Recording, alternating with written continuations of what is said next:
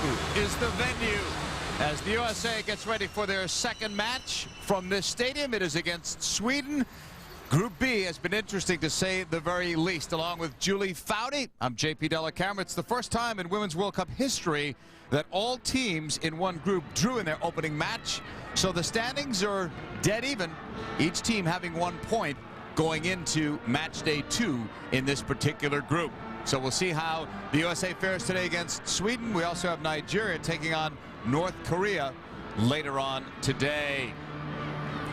So the USA hoping for a better performance than they got out of North Korea. Full credit to North Korea, but even the North Koreans said the USA was not on top of their game.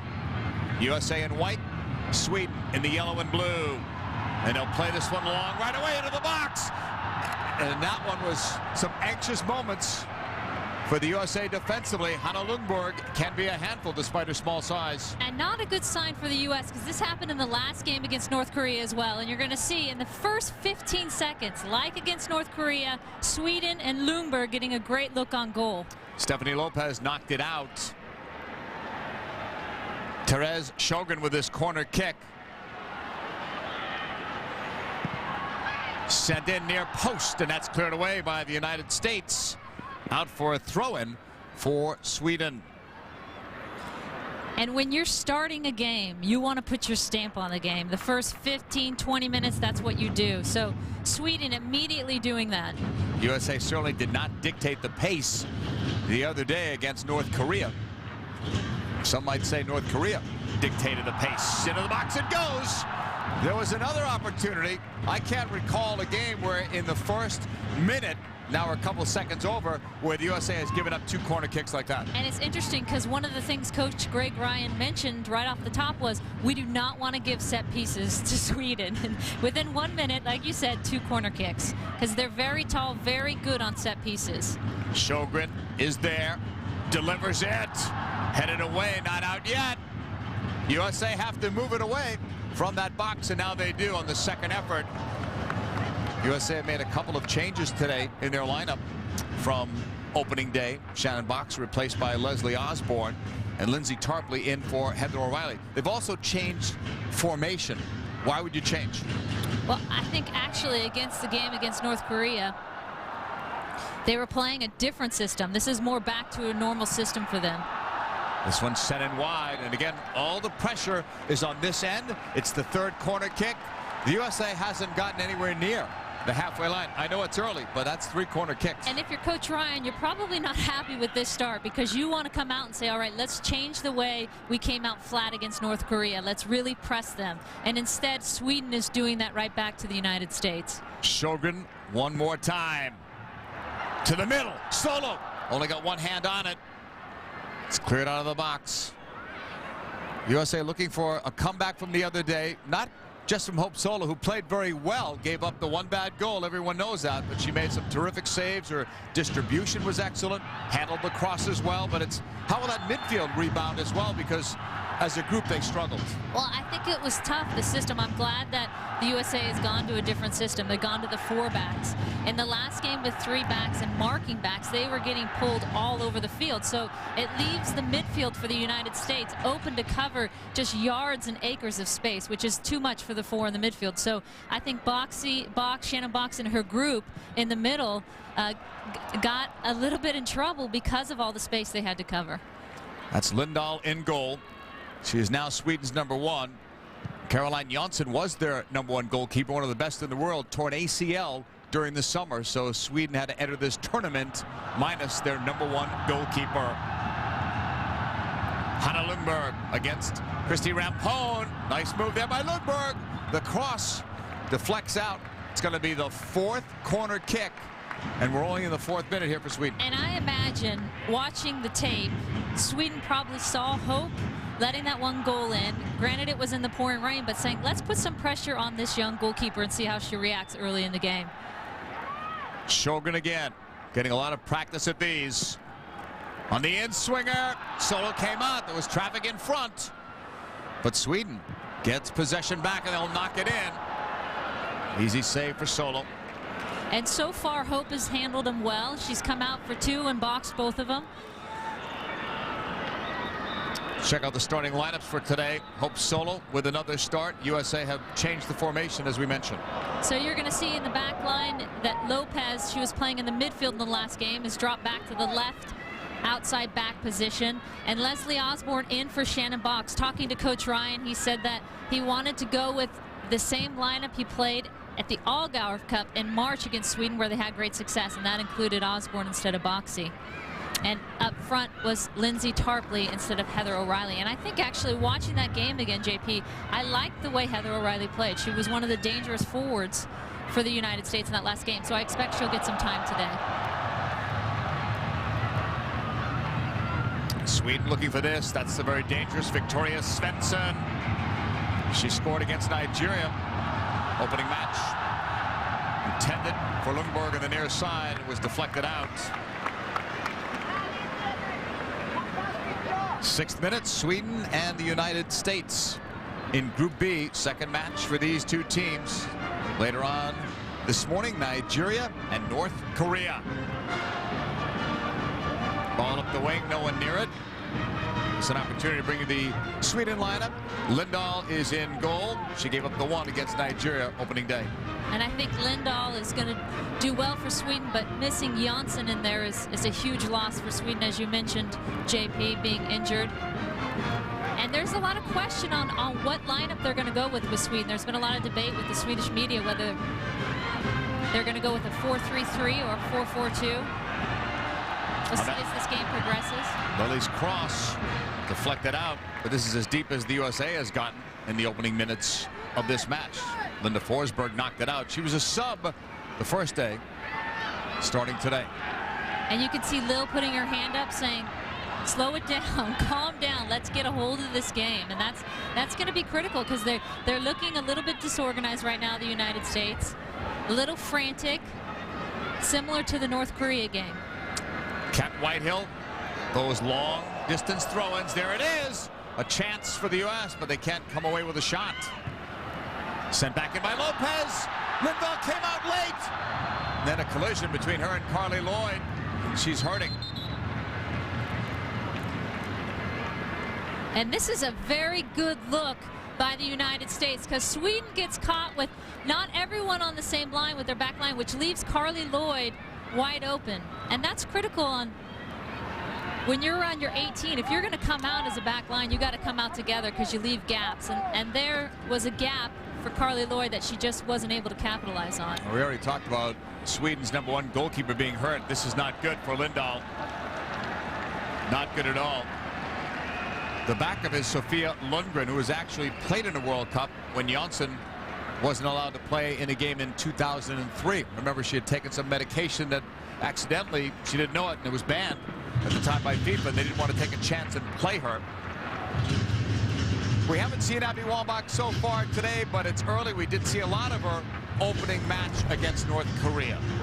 And she opened up the scoring for the United States with this first goal and hits it hard enough where it goes through the North Korean keeper's hands. But later on in the second half, she gets a knock to the back of the head, and you can see the blood streaming. She has to go out, and what unfortunately for the United States took 8 minutes to stitch up. And in that 8 minutes, North Korea got 2 goals. Talked to Greg Ryan about that. They were always in touch with the doctors, and they thought she'd be out for 5 minutes so they could hang on to it. But it was a lot longer, and he felt he could not afford to take her out in that kind of a game. And I got to tell you, this is not looking good for Hedvig Lindahl. Not at all. And she hesitated actually coming off her line. If she had come a little bit faster, I don't think she actually would have collided with Carly Lloyd, but she's going to try and play through it. I have my doubts. 9th minute. Sweden will set it the other way. Well, that certainly slowed the game down as this one is sent the other way. If you're the USA, try to put some pressure on her now to see how she can move. No question, especially with her limping like that. Take some shots from the outside, get her off her line. United States up that left side, and the flag goes up. USA struggled, we thought, Julie, with their possession game against North Korea. They seem to be struggling a little bit here today as well. Why is that?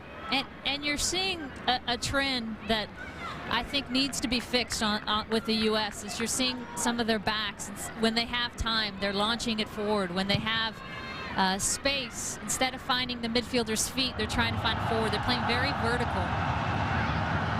That's Shalene. End line cross. They're going to get another corner out of this or no? She thought so. So did Dennerby on the sidelines. You can hear him. 10th minute here. Hope Solo will have a goal kick. And Shalene is a special player to watch. She led the entire Swedish league, which is a very good league, with 23 goals this past season, more than Marta, the FIFA World Player of the Year from Brazil. Playing in her first World Cup for Sweden. 11th minute here. Sweden and the USA are scoreless with Julie Foudy. I'm JP Dellacamera. Tony DeChico, former coach of the USA Women's National Team, will join us later this half. Watching this in studio. Caught easily there by Lindahl. And that's a good sign for the United States because Abby looks like her toes feeling well. She's agile, moving. No, it's a good sign, too, for Lindahl. She moved well there, and she's punted that ball twice now hard off the right foot. So looking a little bit better than earlier. Again, we talk about the opening minutes of a game, and each team, when you come into especially a game that's this huge, wanting to put your print on the game and impose your style. And I think right now, if you're looking at the first 10 minutes, Sweden is winning that battle. Spoke to USA press officer Aaron Heifetz today. He said for the first time in 8 days in Chengdu, sunshine, and that's what you're seeing here.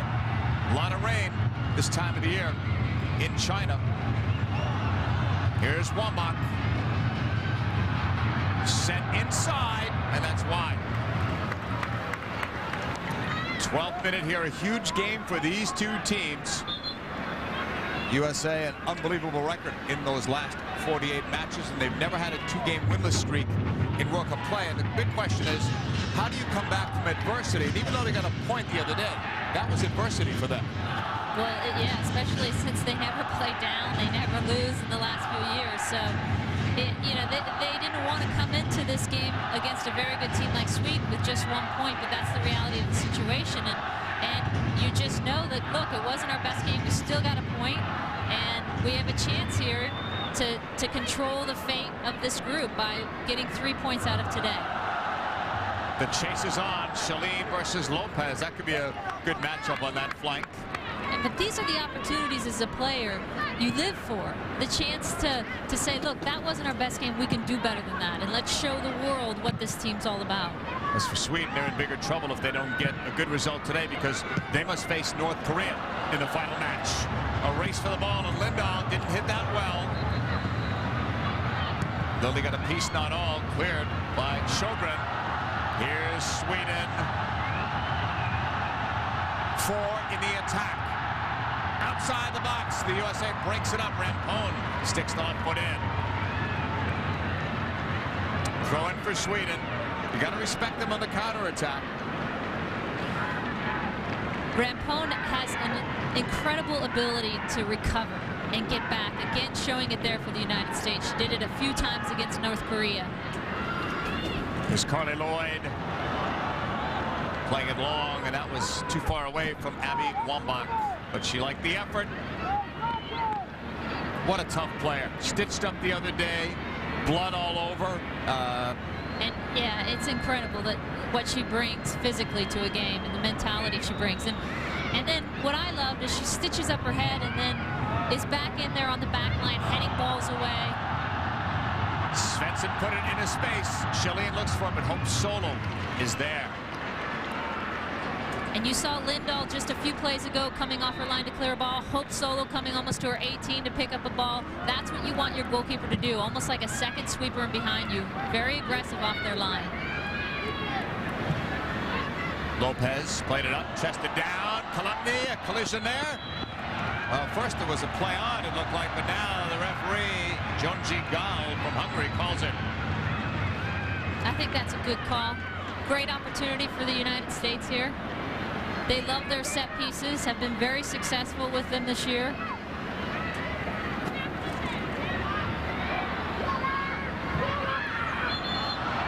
Quickly they take it, and Lily sent it in, but not everybody seemed ready for that. including our world lead cameras. Exactly, I was just going to say, including our cameraman. And this may be something the United States scouted, because you saw a picture of Lindahl there on her post setting her wall. So some teams choose to have a player set the wall, some choose to have a goalkeeper. She's setting the wall for him, and sometimes if you can sneak a quick kick in, you catch an open goal because the keeper is on the goalpost. He's back in the middle of her net. The wall being back up 10 yards. That looks like a pretty good 10. Usually you get 9 if you're lucky, but that's pretty good. So it appears anyway. On the whistle. Lloyd strikes it and deflected, but right into the hands of Lindahl. Any other deflection and you've got a better chance at it. You see that sunshine, and that will become a factor today. And almost a handball, unintentional, so probably wasn't called off the wall. But JP, you mentioned Aaron Heifetz talking about the sunshine for the first day. I talked to him before the game as well, and he said it's considerably warmer, which is a great sign for the United States. Sweden doesn't like to play in as much heat, so that was good news for the U.S. 16th minute, scoreless. Sweden and the United States in Group B, the group of death. Lily. Lindahl came out. Did well. That's one way to save it, right? Yeah. He's going to sit on this They one. don't care, as long as it's safe. Right. Lindahl coming off her line, tries to hold her feet. Stay on her feet, stay set. Ends up sitting on it. Lopez gave it away to Svensson. Sweden pushing it up. Intercepted by Lopez. That's deflected away. Schelin blocked. Sweden again. Looking. Knocking it. Schelin off the chest. Holds it there. Waits for the help. And she'll get another corner kick. This is going to be a great matchup all game. Schelin on the right playing against Stephanie Lopez at left back. Stephanie Lopez, the youngest player on the team at 21 in her first World Cup. How she handles a great player like Schelin will be interesting to see. Sjogren on the corner. Svensson, one of the obvious targets here. I cannot remember the last time 5 corner kicks in Me neither. 16 minutes. Hannah Markland is also up there as a potential target, number 4. It's cleared away to the far side. Right back in by Segerstrom, but it goes out of play. 17th minute. This is a great battle of the dynamic duos. You've got Lily and Wambach on one side, Svensson and Lundberg on the other. And there's a great story about this duo by Graham Hayes on ESPN SoccerNet. If you have a chance, check that out. Those two have been with his team for over a decade. And since they played, 46% in terms of the growth in youth soccer among women in Sweden. They attribute a large part of that to them. Good stuff from Graham Hayes in that story today. And 2 great players, very good players. And unfortunately for Sweden, Hanna Lundberg struggling from injuries and isn't as quite as fit as she had hoped for. She even admitted that and said, I had hoped to be more fit coming into this game and struggled against Nigeria. So we'll see how many minutes she gets. They had a sub around the other day, and that, I believe, cost them. They were up 1-0 at the time, could not hold the lead, giving them a goal past the 80th minute against Nigeria. And there you see Christy Rampone sitting on the shoulder of Hanna Lundberg. Lundberg is going to play that really high attacking forward, meaning she's going to stretch Sweden by playing as close to her goal as possible. All the way back, U.S. knotted it down, but into traffic. Schelin. Sjogren. Back for Schelin. Clear it out. Another throw in deep. Forget about the possession. That graphic, I mean, I'm thinking about where the possession is. It's at this end. And again, those first 20 minutes being so critical. What do we say? 5 corner kicks and then a few deep throw-ins. So Sweden's possession, I think the important thing for me is the possession is in the offensive third. And if you're the United States, you look at this and everything is, again, reaching for balls, frantic clears. And then Sweden is there to pick up the second ball and shove it back down your throat. So getting a hold of it, calming people down, and right now the midfield, which is largely responsible for that for the United States, 3 young players. The most caps in that entire midfield is 45 games, and that's Lori Kolepny. So having someone with the presence of mind to say, let's put this on the ground, let's relax a little bit, and let's get a hold of this game. And Coach Ryan is watching this thinking, you know, 20 minutes, 5 corner kicks. Yeah. Are there adjustments I need to make maybe at halftime? And this is when you already start thinking about those things. Usually it's the other way around. The opponent is in desperate straits and they're clearing balls out and unable to control the game. But that's not happening here. And a word of warning for Frida Oostburg for this head-to-head with Wambach. And again, Abby, having 11 stitches in her head, doesn't even hesitate to go for those balls. It's what you love about her as a player. Swedish players have accused her of diving. That may be more like gamesmanship than anything else. I'm not sure if they really believe that. Here's Whitehill on the free kick. Former U.S. women's national team head coach Tony DeCicco will join us with a comment or two around the 30th minute as Whitehill strikes into the box, off the keeper's hands and wide.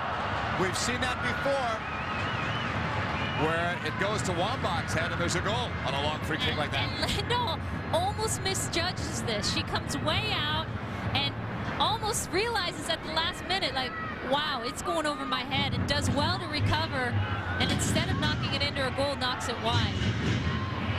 Dangerous ball by Cat. Stephanie Lopez in the corner. And there are a lot of targets for the United States. Leslie Osborne jostling on the far post. Osborne chasing it down. This is a big game for Osborne. She did well when she filled in last year for Shannon Box, but there's more pressure on her now making her World Cup debut because she's in Shannon Box's shoes right now. And the good news for Leslie is she got a whole year with Shannon being out with injury to work herself into that position and gain some confidence. But there's nothing like... Oh, nice save on Lily by Lindahl. For the U.S., good to see some pressure at that end. And a good first look by Christine. You haven't seen her touch the ball yet. And there she is with her favorite left foot, putting a good strike on goal.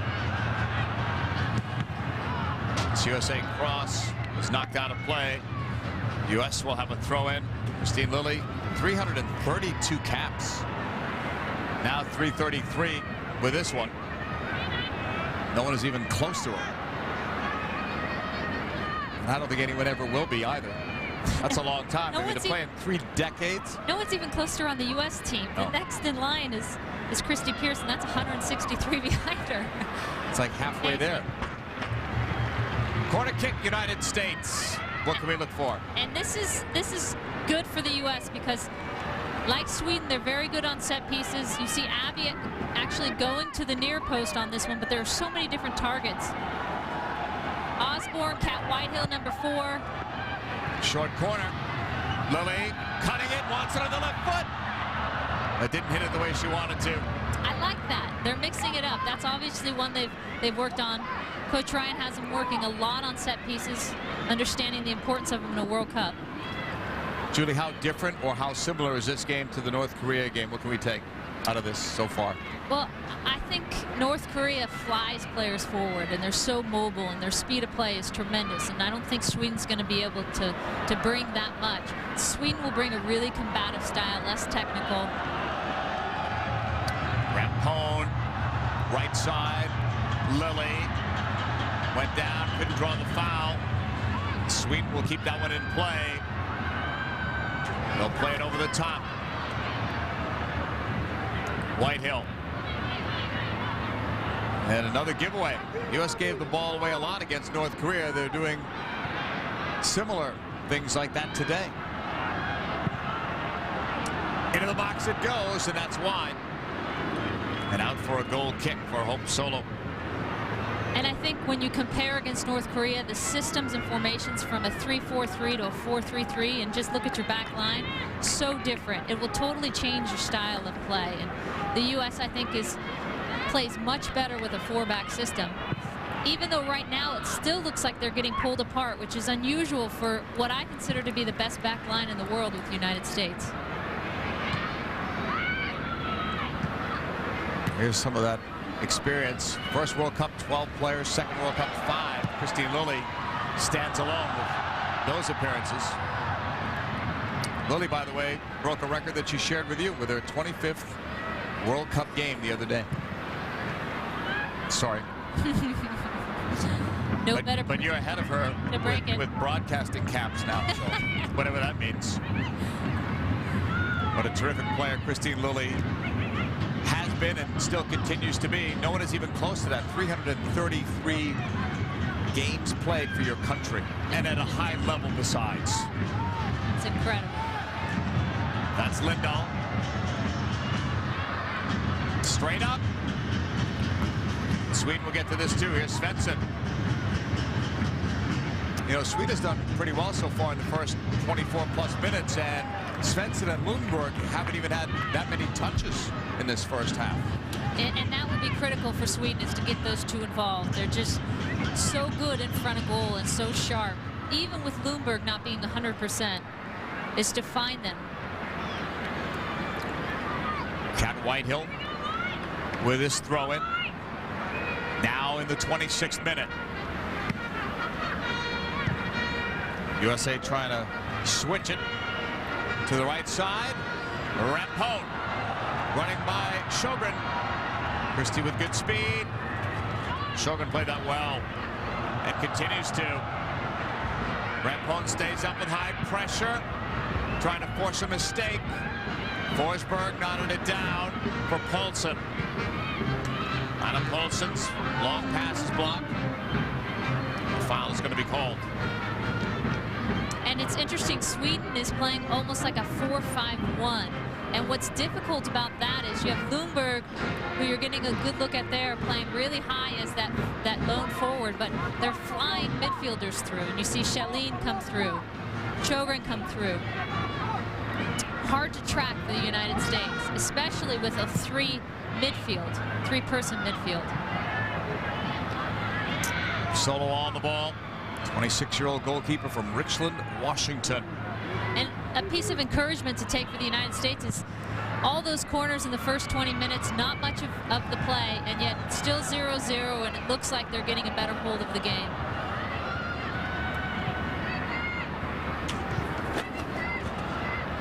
Well, he played it up for Wambach, played back into a space, and instead it's a sea of yellow and blue taking over. Left there by Sager. Intended for Schelin. Off a deflection off Whitehill. Oh, you got to be careful there. Schelin's cross. Svensson will catch up to it outside the box. 1v1. Good challenge and a good win there. Cleared by Leslie Osborne. That's a big play. 1v1 against Svensson. And that's an excellent play by Leslie, because she gets left on that back line, and as a midfielder, that's a scary thing. You don't want to be left on that back line 1v1. She does very well. Lopez. You certainly don't want to commit a foul inside that area. Force a referee to call a penalty kick. Not in a game like this. Stakes are huge for these two teams on this second match day of the World Cup. Group B. And I like this better. They're having Stephanie Lopez from the left side take the throw-ins. In the last game against North Korea, Cat Whitehill was coming from center back every time to take a throw-in. Here's Wambach at the end line. Turning, cutting it. Down she went. It deflects to Lloyd. Lloyd tried to get the shot off, but she was defended well by Sager. U.S. hoping for more offense today from Carly Lloyd. Rampone for Kalupny. The shot from distance. Touchdown. Good save there by Lindahl. Kept the ball in front of her. No mistake. And Lindahl's doing well. She's coming off her line at the right times. She knocks this down just to be safe to herself. Having a good game for Sweden. 24-year-old goalkeeper collided with Carly Lloyd in the opening minutes, and it looked like for a while she may not even be able to continue. But she's hung in there and done well. USA out shooting Sweden at this point. Svensson, the drive.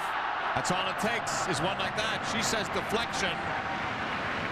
But all the good scorers say that when the ball goes high or wide. When you talk about some of the greatest finishers in the world, this is what you see. They just get a half chance, a little window on goal. It did look like Hope got a little, Solo got a deflection off. She might have been right, but they all say that. Just creating a great opportunity off a half chance.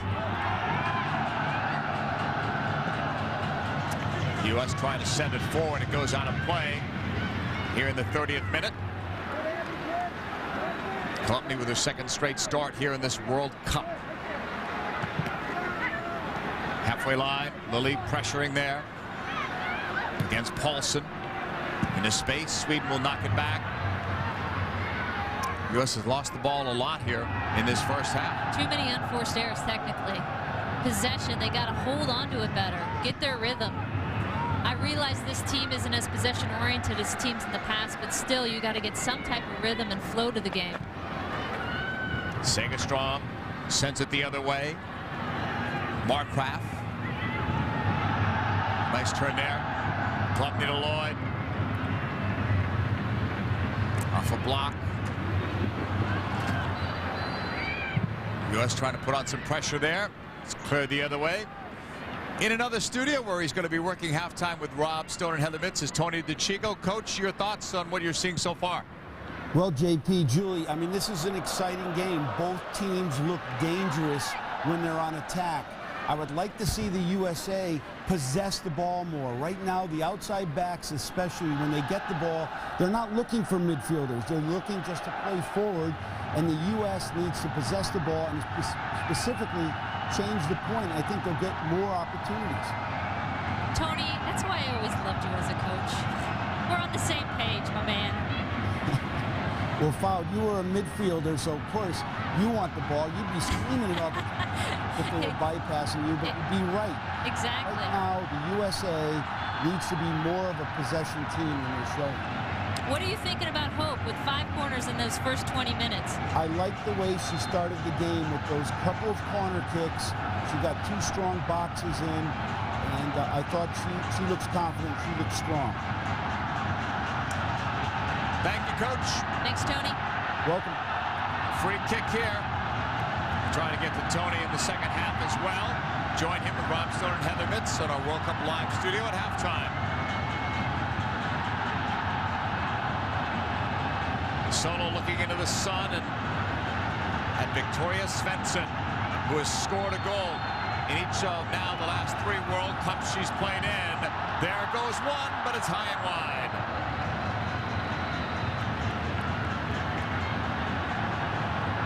Solo will put it down as everybody goes upfield. She has an outstanding kicking game. That's one of her strengths.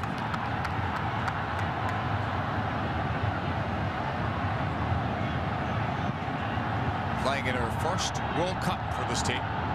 First real big tournament. She's been at Algarve Cups and youth level championships, but she was not the Olympic starter and not a World Cup starter until this year. So it's a big tournament for Hope Solo and a lot of young players on this U.S. squad, even though they're heavy favorites coming into the tournament. Tarpley. She hasn't had too many touches here in this first half. One of the 2 lineup changes for the U.S. from game 1. Roll back to the halfway line, Markgraf. Into the box, Lindahl came out, a mistake! The USA is complaining about something there in the box with Klubny, but Lindahl made her first mistake of the match, and it nearly cost her. Oh my, what a huge one. I mean, this just does not happen as a keeper. You cannot misjudge it this much. She comes out not realizing the bounce. Klubny does well to follow through. And unlucky there to not get a deflection into the goal. Well, they call that a penalty kick.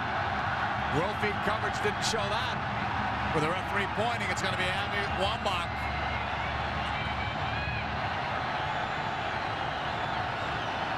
She scored against North Korea. She faces Lindahl.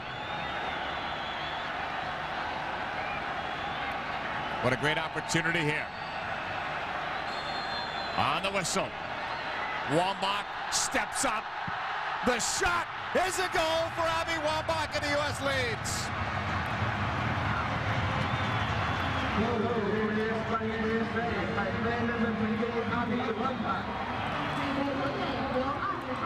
I think Abby is the perfect person to step up and take this in a moment like that, and she doesn't even hit it that well, but Lindahl goes the wrong way. Almost looks like Abby mishit it. Lindahl dives to her left, and And the U.S. getting a very fortunate call to go up 1-0 against the run of play. That's big, though. You got to make those. That's a turning point in any game, potentially. Sweden makes that save. Heads could go down. That Sweden should never be in that situation, though. Lindahl comes out too aggressively and misjudges that bounce. Coming back the other way. Quick chip there is too high.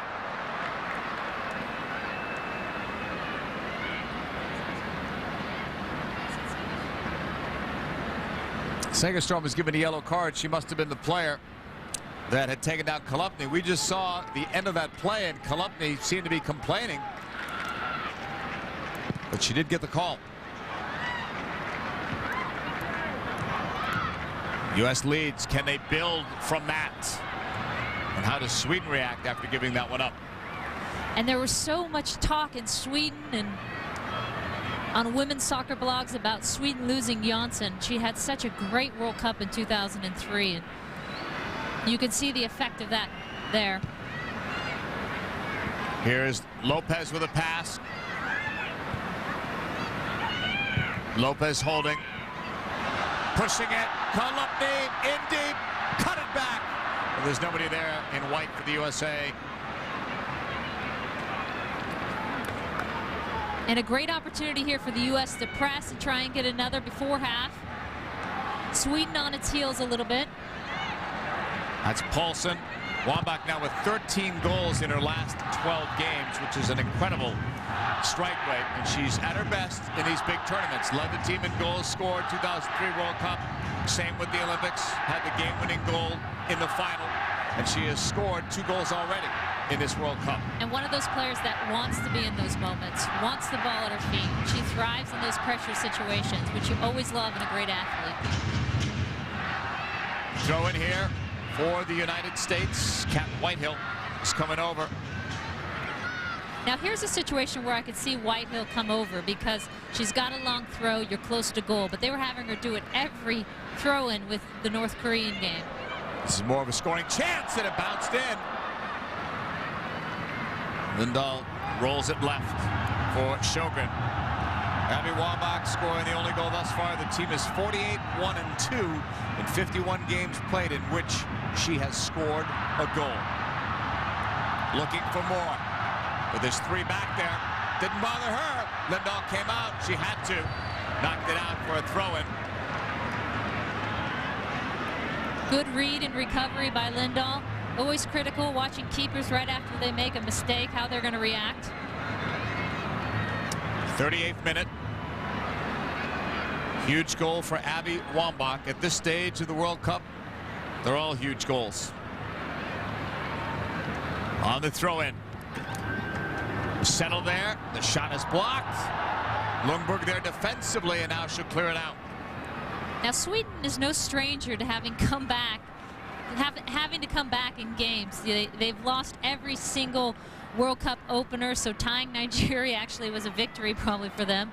And then one of my favorite comebacks of all time is in 1995 when they hosted the World Cup. They lose their first game. They're down 2-0 against Germany in their second. They score 3 goals in the second half to come back and win it 3-2 against Germany. So they have the capability. Slow starts, but pretty good finishes.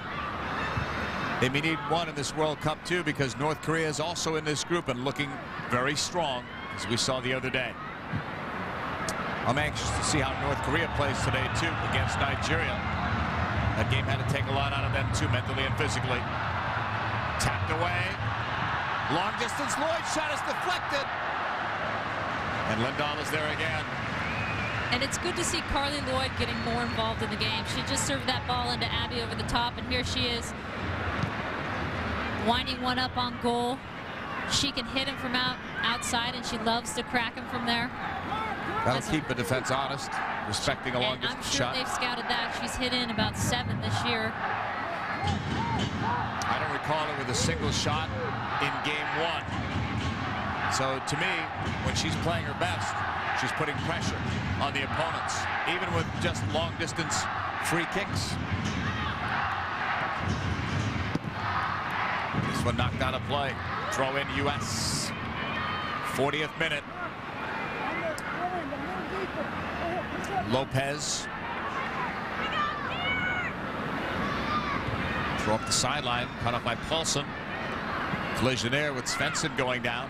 Ball belongs to the United States, who lead on an Abby Wambach penalty kick goal in the 34th minute. And here's the interesting dilemma for both teams, because they need a point at least, and the U.S. wants 3, obviously, is how much do you attack and how much do you try and preserve the 3 points, because goal differential becomes huge with all 4 teams tied. So you need goals, but you also want to preserve 3 points.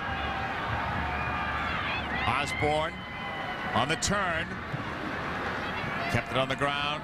Now it's broken up by Sweden. They will clear it. Not out of any trouble yet. Here's Wambach again, left side. The cut, another one on Forsberg. There's another move. Trying to square it. It was blocked. It's in the box and shot high. Good sequence by Abby, though. It looks like her toe's feeling better. She didn't have as much time on the ball in that game against North Korea, and here she's looking good and confident on the ball. And especially with one numb foot, that's hard to do. Lindahl over the halfway line. For Shaleen. Couldn't get it. Cleared by the United States the other way. And again, Sweden gets it back. That's the exact opportunity I'm talking about with Cat Whitehill and Markgraf in the back, is having the time to settle it. That's better there. Relaxing, not playing so vertical every time, giving your forwards a rest. Why all the long balls, especially when they're not hitting the target? Exactly, and just play it to your midfield, get it back. Play horizontal, we call it, across the field. Stretch Sweden a little bit, and then the gaps will open up. This left side, Wambach. Columbny spinning inside of Forsberg. It's tapped back. Still, it's a better sequence by the United States. Svensson. It's blocked by Lopez. Svensson got it back. Shaleen turns on Lopez. Stephanie trying to give her a tongue. It goes back into the box. Rampone coming up on the right. Halftime report is coming up. A complete USA breakdown, and that's bad news for the Portland Trail Blazers. Greg Oden is out for the year. It's their #1 draft pick in the NBA. From the right side, Rampone. Blocked once. It's going to still be USA's ball. 43rd minute. Important for the U.S. to take this lead, at least this lead, into the locker room at halftime. And with the U.S. playing a 4-3-3 system, 4 backs and 3 pinched in midfield, it's critical for those outside backs, and you're seeing Christy Rampone being one of them, getting forward. That's the width in their system. They need those outside backs, and of course they've got to time it and choose when to go, but being aggressive offensively, even up 1-0, you can't go into a conservative defensive mode too early. Lindahl.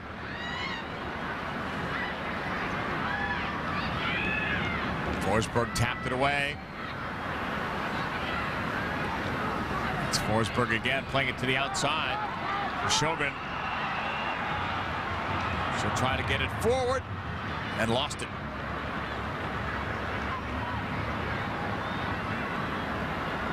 USA's ball, 44th minute. Wambach with the only goal thus far. It'll be interesting to see what adjustments these two teams might make in the second half of play, with what you had said before about when to go and try to extend the lead or protect the lead. How does Sweden go at it? Sweden will definitely have to play with more desperation. They can't come away with no points today in facing North Korea in Game 3. Oh, they're definitely going to have to take more offensive risks, especially in the second half. Tarpley tapped it back. Oh, it's lost right there. Wambach had given it away. Abby will just boot it out long. A race for the ball. 1 against 2. And the 2 winner, that's Paulson.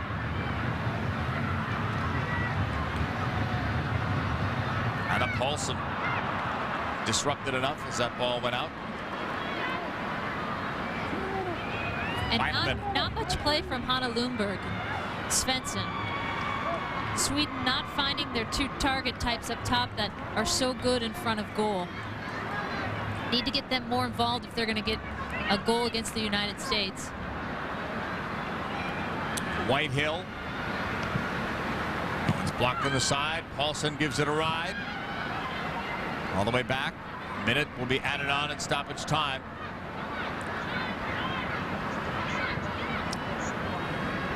Solo. Clear it away. U.S. with company in the wing. And I think the U.S. at halftime talks about these last 20 minutes of this first half. Look at the possession. Sweden's unable to get pressure on the ball, holding it better rhythm, just more confidence overall. And talk about that at halftime. This is the type of style we want to continue to play in the second half. Foul in the United States for the first minute. Stoppage time, 1 minute was the signal, unless the referee adds more time. Segerstrom looking into that strong sun. Swedish player down right near the halfway line. Might be just for adjusting the shoe as we look now. She was going up to be a target. Limping too. Coach called her back to take the free kick. Played in, and there's Solo.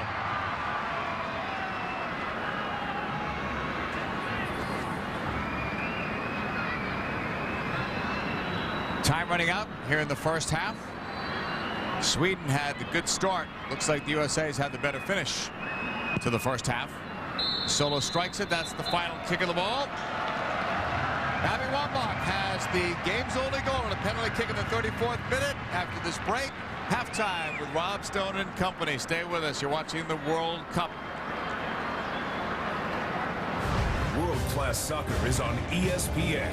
Women's World Cup, MLS Primetime Thursday, Champions League, Euro 2008, and World Cup 2010. Nike.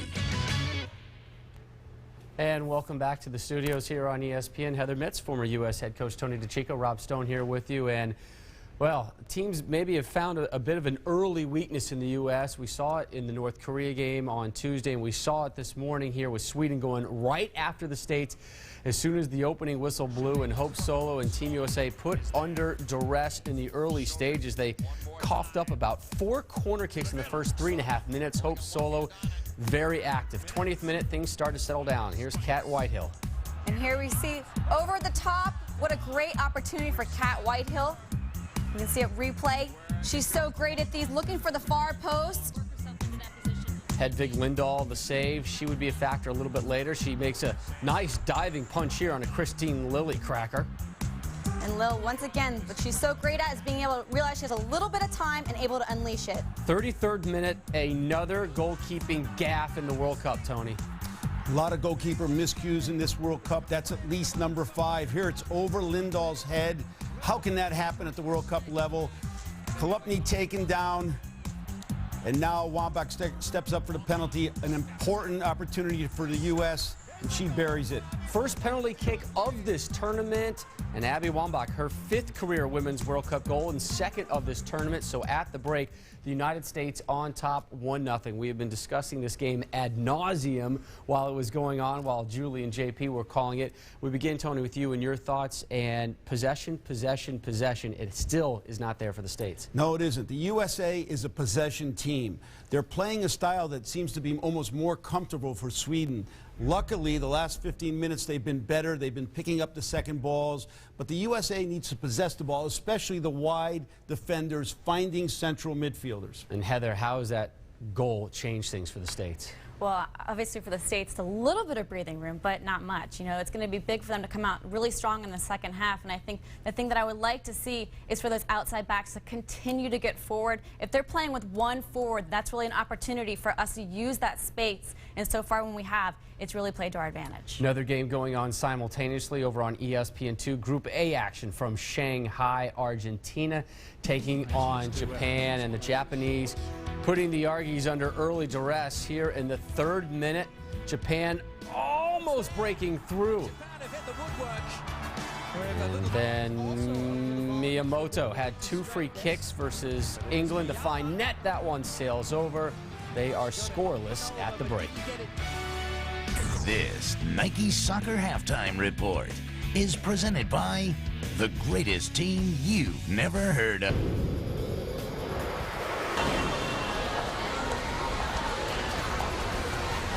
Chengdu is the scene for the 2nd U.S. game in Group B, taking on Sweden. And at halftime, the United States leads Sweden 1-0 on a goal by Abby Wambach. Penalty kick goal in the 34th minute.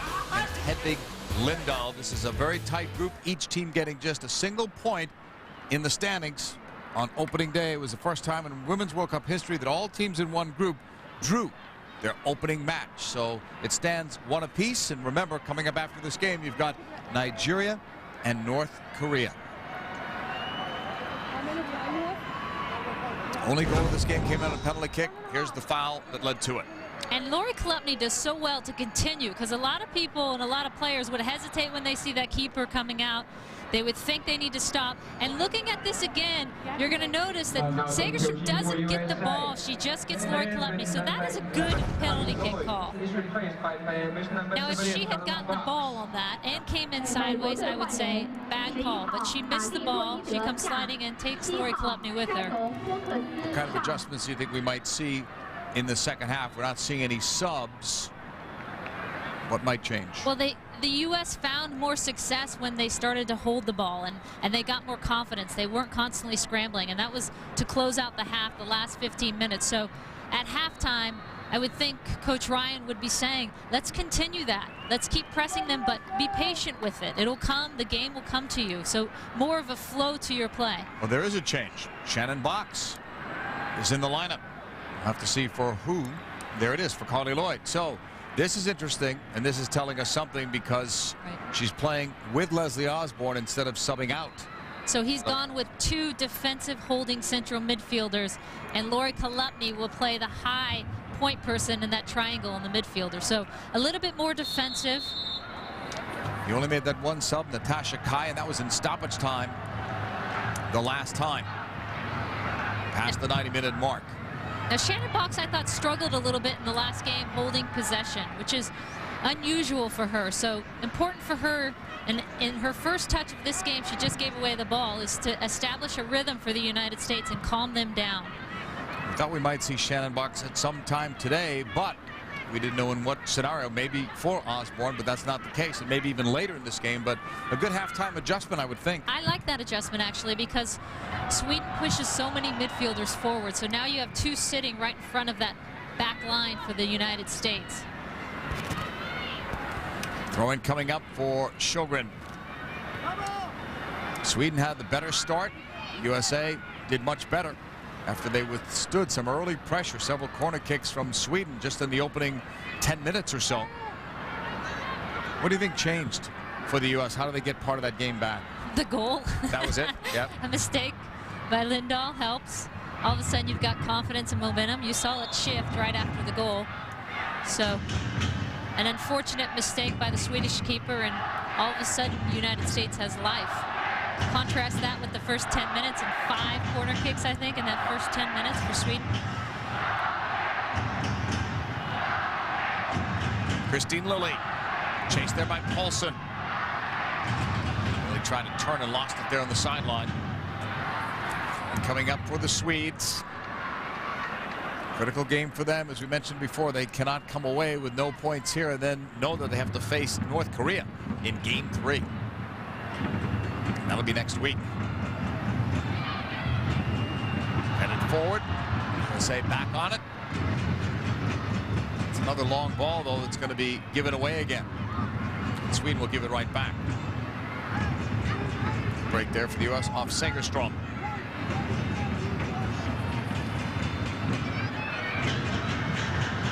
Pushed in. Now outside of the box. Sweden will take it over. Here's Svensson. Sweden's going to come back. Svensson and Lundberg have to do a better job than they did in the first half. And part of that is to get them the ball. They didn't see that much of it, especially Lundberg in the first 45 minutes. And what's happening is Sweden is not holding on to the ball long enough to allow their players to get forward to create some numbers. So Svensson getting caught in midfield a lot. And you don't want Svensson in midfield as much. You want her near the goal, sniffing around. She's such a good finisher. Svensson will play long for Lundberg. Solo will call everyone off for that. And you can't talk enough about what Lundberg brings to a game for Sweden, but unfortunately for them is her not being 100% fit just limits her mobility, the way she can hold the ball. I mean, all these things come into play in a World Cup when you're having to run as hard as Sweden did, especially when they didn't expect to be only a goal up against Nigeria and then tying the game.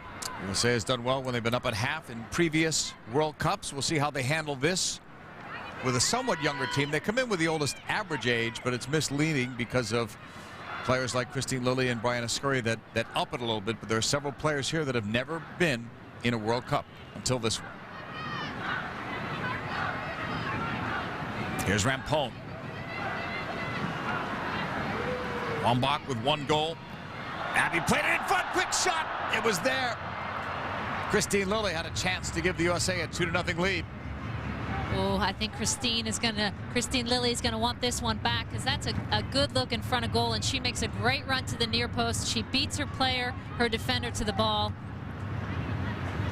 Not a difficult angle though, because you got to come across your body and still keep it low. See, the first World Cup for 12 players out of your roster of 21. Remember, one of those 21 is your third goalkeeper. Box will push it up. USA out shooting Sweden 10-4 at this point. 50th minute. And as you mentioned, JP, with so many younger players on the team, how they deal with coming into the final minutes of a game, maybe just up a goal or tied, or against North Korea they were down a goal. How they react to that says so much about a team. And so great confidence they can take out of that North Korea game in terms of, we didn't play our best, but look, we came back and got a point. Paulson will have a throw in. Well, you know how different this is from just a regular friendly. Until you've played in a World Cup game, you don't really know what that experience is like.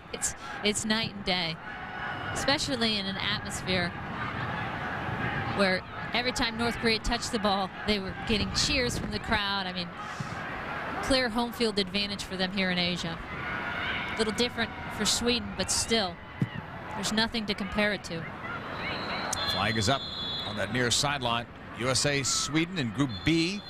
51st minute. That's Leslie Osborne now as a defensive midfielder with Shannon Box. You can see just offsides. Segerstrom put it back into play. Talked before about maybe the USA and adjustments. If Sweden does come back in this, how do they? What do they need to do? Well, they definitely need a point at least, having only taken a point off Nigeria and facing a very good North Korean side next. So they're going to have to go into a more aggressive formation eventually. The question is when you start that. I say err on the side of being aggressive. I mean, you don't want to go down 2-0 and have to dig out of that hole, but you got to start sending backs forward. You got to get more numbers forward in your midfield. So difficult for the U.S. to track that. Look at the difficulty they had with that against North Korea, who were flying players forward. 52nd minute. USA up on a Wambach penalty kick goal. Sjogren put it back into play. Here's another way. Set pieces around your goal. Sweden great on set pieces. Into the box it goes. It's loose. Markgraf once, twice. Forsberg up in the air. Lundberg. For Markland, she doesn't get it. Svensson chasing it down. Cleared away by the United States. That's a good clear just to get it out of there. Relieve that pressure. Lindahl in the 52nd minute. It's reversed the other way. The dangerous Lundberg there. Markgraf trying to get to it. Played it at the end line. It'll go out for a throw-in.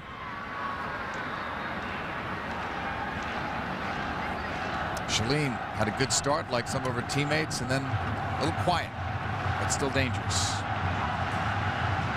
She definitely needs to be more involved in this game for Sweden to get on the board. We saw her early on the right side taking on Stephanie Lopez, but not much action from Shalene since then.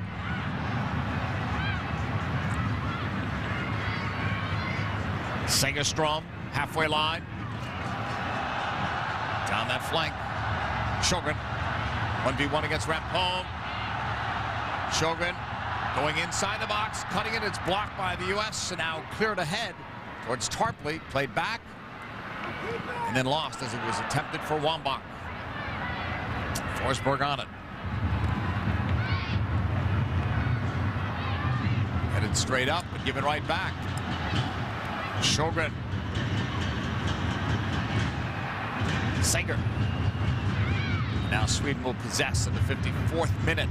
Down by a goal against the United States. Lundberg got hit. She made that pass. And Sweden doing a great job of picking up that second ball. Meaning the ball that gets headed out by the U.S., Sweden's there to grab that second ball. Very good at that traditionally, but trying a tactic of launching these long balls up to Lundberg, and she's going 1 against 4 sometimes, 1 against 3. They need to find the feet of Lundberg and Svensson a little bit more to give themselves time again to get numbers forward. You made the point about getting that second ball in the North Korea game, and normally the USA is strong in that category, but the last 2 games they haven't been as strong as their opponent. No, and I think the reason for that is they're all going for the first ball, and you have to almost anticipate, okay, I don't need 4 players going for that first ball. I've got 1 or 2 backs going for it, and then as a midfield, you organize an arc around it, anticipating, okay, where's this ball going to go? We're going to cover all these different areas. But you saw a lot of players in the North Korea game, a lot of U.S. players going for that first ball, and then the second ball always going to North Korea. 55th minute. Sweden hoping for more out of Hanna Lundberg, their player of the year in 2002. Actually has a Swedish postage stamp in her honor. Kalupny is the player down. She was one that drew the penalty kick earlier. Versatile player, took that in the midsection.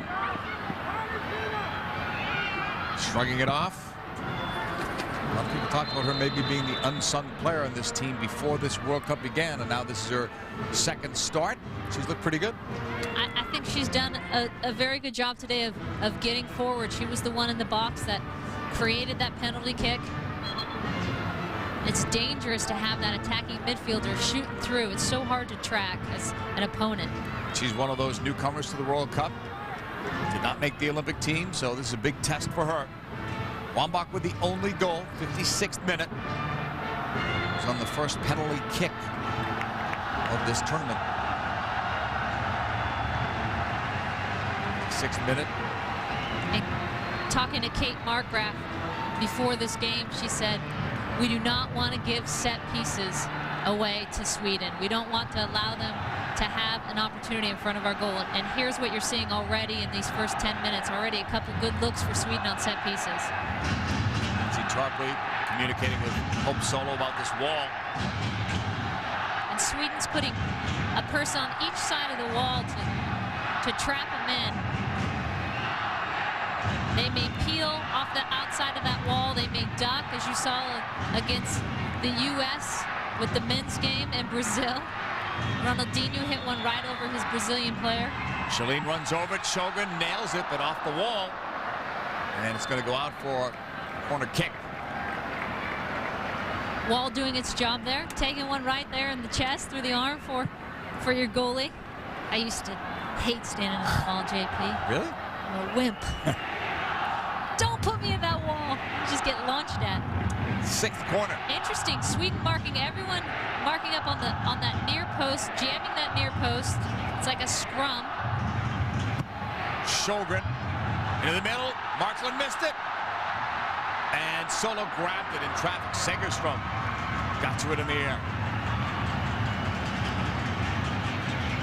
And here we're going to get another look at it. Sjogren misses out that near post and tries to find the middle of the 6, and that's what happens when you have this scrum in the middle. It's just chaos. And no panic in Solo's game. Very calm there in goal.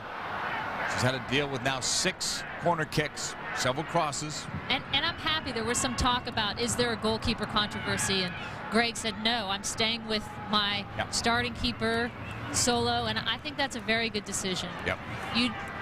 You take her out of this game, you may lose her for the tournament mentally. And he said, which I thought was a very good quote, these are the types of games that make a young player into a great player. There's Wambach. She's a great player, and she nails it.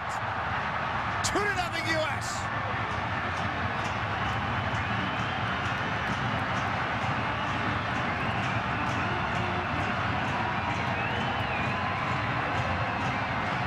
What an individual display here to take it off her chest and on the half volley, left-footed, great first touch to bring it down, and you just can't hit it any sweeter than that off the half volley with her left foot. Upper corner.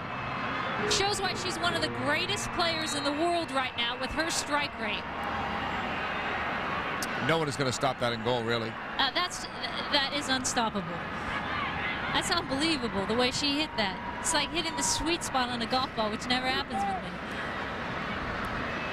Rampone will play it back.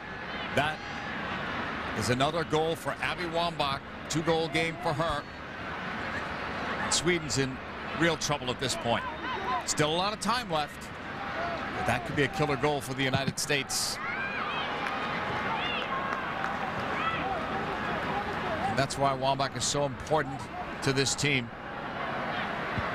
It's all about finishing. She had that chance. She created that chance for herself the way, as you say, she brought it down and was able to take that in stride, score off the left foot.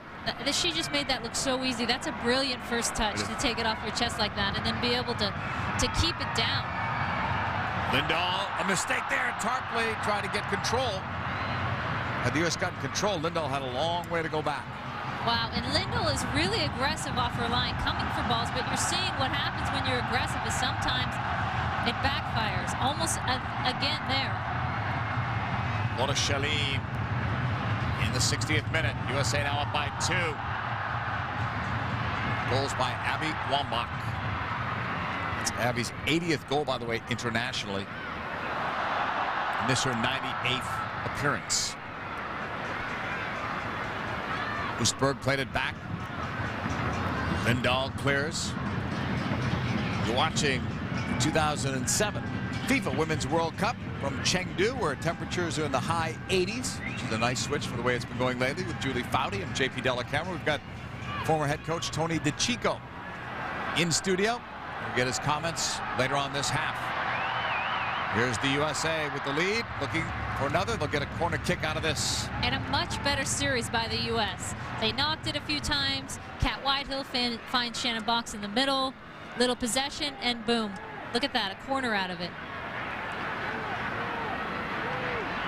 Stephanie Lopez will come up to take it. She still has some eligibility left at the University of Portland, missing some classes for a good reason here. And there's a good look at the 3 targets for the United States: Wambach, Box, and Osborne. 3 tall targets, difficult to defend. You can't focus on any one of them. Lopez into the middle. Wambach was looking for her third there. She met that one in the air. Push back. Here's Markgraf off the left foot. Sweden trying to get to it. Now it's pushed forward. Kolupny cutting it back. Tarpley, and the flag was up. Offside, U.S.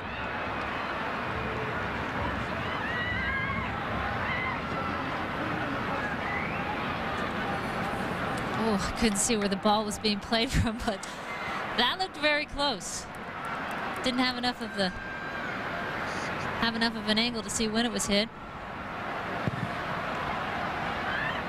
This one's cleared the other way. Wambach's 6th World Cup goal. She had 3 in the last World Cup, 3 in just not even 2 games yet in this one. Right side, long ball for Sweden. Again, the look was for Lundberg. He's been ineffective today. And I haven't been impressed with Sweden, I must say. That trying the same tactic, going up in the air to Lundberg, and it's not working. So Coach Jennerby on the sidelines is thinking, okay, what do we need to change here? We got 30 minutes, 2 goals down. We need a point at least to stay alive in this World Cup. Tarpley back. Osborne That's much better passing. Here's Wambach on the turn. Tarpley trying to slot it through. Almost. Good idea. Lil just wasn't on the same page. It was better passing. Make the smarter pass back to go forward rather than the long ball that's lost. Better percentage. Whitehill sweeps it away. Lily's on the chase with Paulson. Lily cutting inside. USA leading Sweden here 2-0. Lily looking for more. Left side it goes. Tarpley and Wambach are inside the box. Quick shot taken. Goes wide of Lindahl. You can see the confidence in the U.S. players. Facing up, taking on. And I think that all comes from the rhythm you create in the game. The flow, much better. Never got a hold of it in the North Korea game. And Sweden just on its heels now. 24-year-old Hedvig Lindahl. Pushing that one long for Shelleen. Lopez on her again and takes it over. Played it up. Probably couldn't handle that pass. Sweden goes the other way back towards Shelleen. Had 6 goals in World Cup qualifying. Looking for a big one here. She'll cut it back to Lundberg. She couldn't get to it. It was deflected. And now finally cleared out by the U.S., but they give it right back. Sager's drive, that's blocked. Sager fights to get it back. Sweden has it. Forsberg. For Sager. Pressured by Wambach. Long run for Sager-Strom. Oostberg. Left foots it in for Svensson. Didn't get all of that.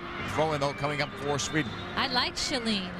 If they could get the ball at her feet a little bit more. You see her when she faces up. She has the confidence to take on for Sweden, and some great individual effort there on the end line to get a ball across for Sweden. Eula Fischer's going to be coming in for Therese Sjogren. So Fischer, 23-year-old, makes her first appearance at this World Cup, plays for the club side Malmo.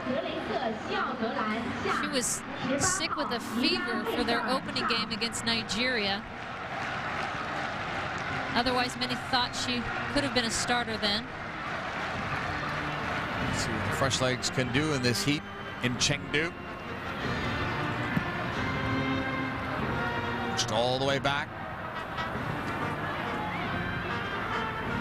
Lindahl. Off the right side, Paulson. U.S. looking for 3 big points today in Group B. They have a 2-0 lead. Trying to hold on to this game and not make it too exciting in the end, especially for Sweden. The one thing about Sweden, you know, is they never give up. Such a fighting spirit, and as they've shown in past World Cups, even when they're down 2 goals like they were against Germany at home in 1995, they scored 3 to come back in the second half. So the U.S. knows this. Sweden have 3 game breakers though: Lundberg, Svensson, and Shelleen, and none of the 3 are really having what you'd call a good game. No, but that's the beauty of some of the greatest goal scorers in the world. I remember Ronaldo from Brazil. He wouldn't touch a ball for 89 minutes, and he'd get his one touch in the 90th and score.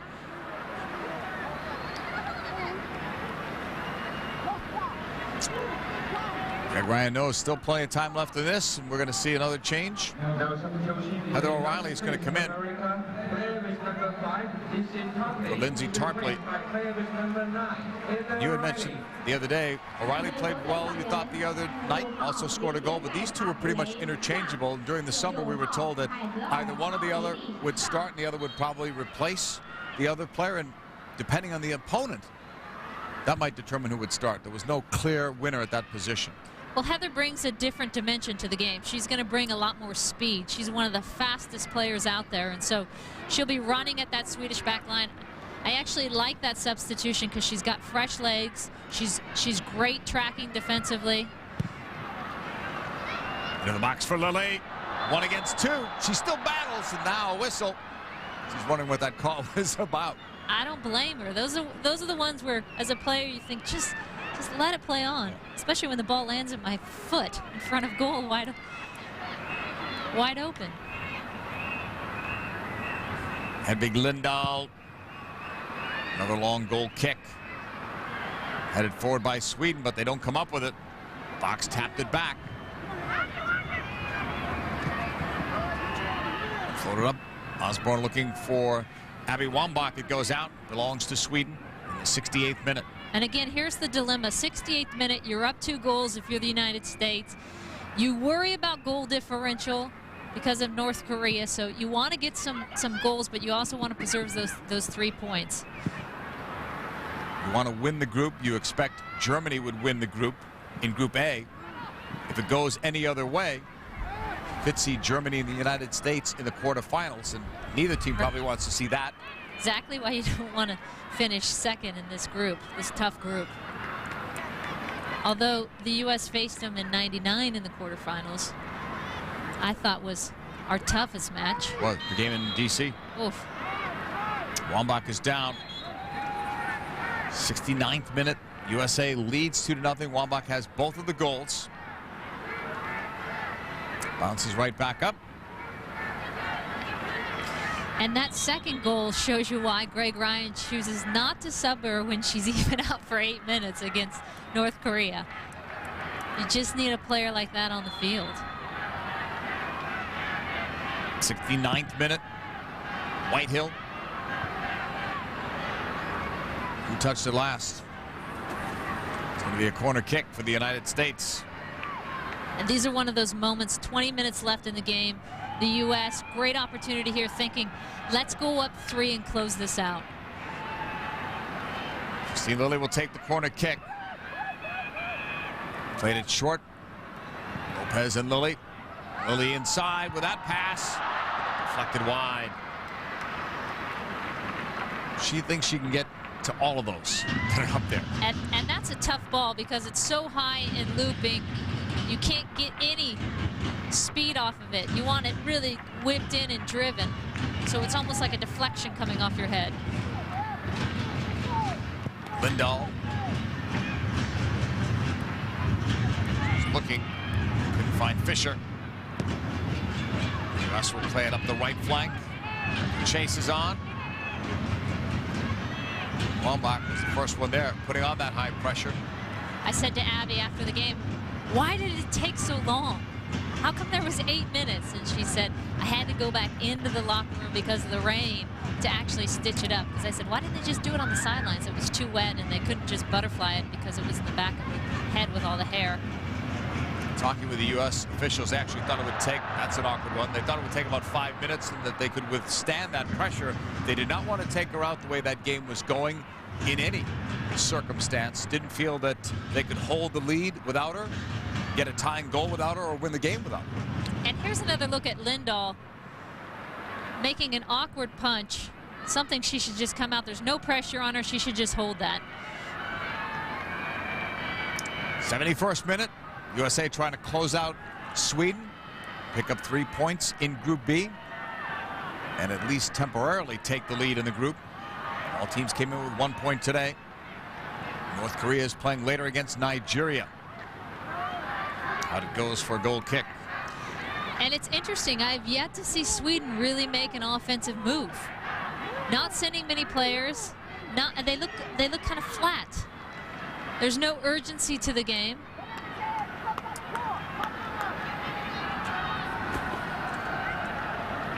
Lindahl again doesn't hit the target. Once again, it's USA coming back. Lilly sees Lindahl off the line.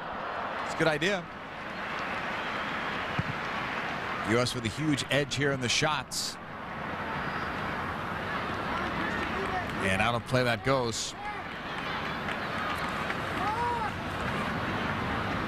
Throw in for the United States. Rampolin's going to leave it. They'll waste a little time if they can. That was a good look at Lundberg real quickly. She had her hands going to her knees.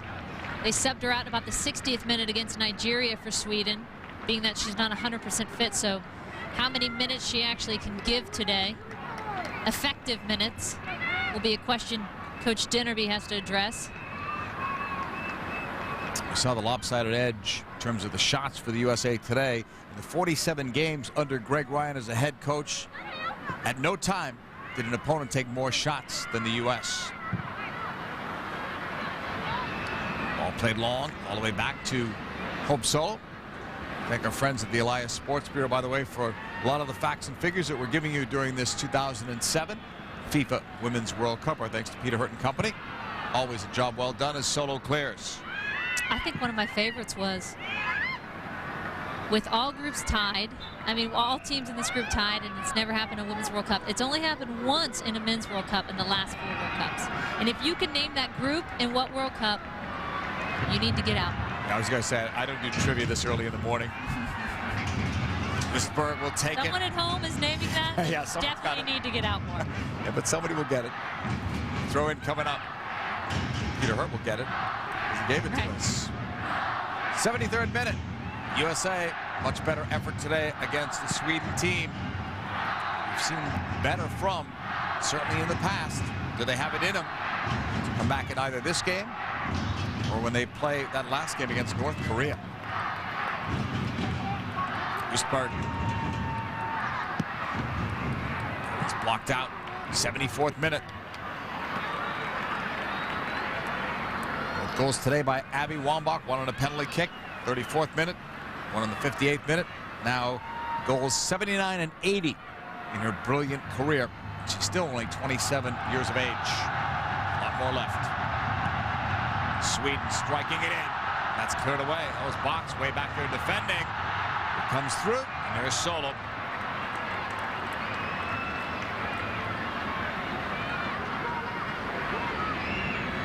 And those can be so dangerous for Sweden because it's a deflection, flick. Those balls are getting whipped in there. Hanna Lundberg just reaching for that. It's just out of reach.